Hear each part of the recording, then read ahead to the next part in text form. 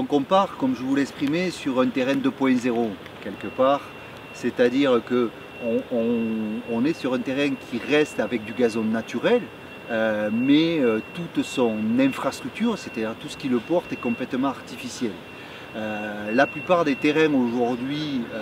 d'élite, que ce soit en football ou en rugby, et sur tous les championnats,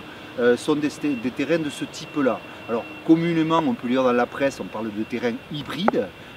mais donc ces terrains-là sont des terrains qui permettent un jeu tout temps,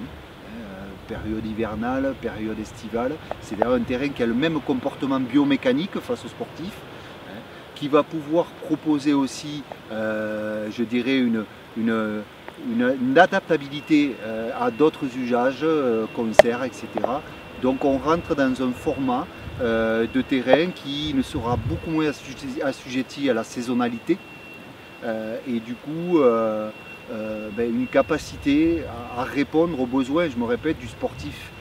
d'aujourd'hui, et en particulier dans le sport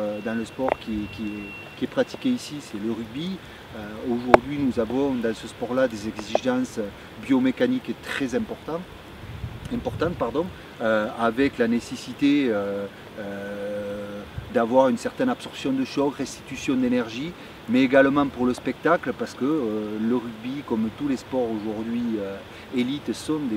des spectacles. Donc avoir un spectacle sportif de meilleure qualité, et le terrain qui est considéré comme une scène aujourd'hui dans nos championnats, valable aussi sur les grands événements sportifs, les Coupes du Monde, les Coupes d'Europe, le terrain est considéré comme une scène. Et donc dès lors, il faut que cette scène valorise le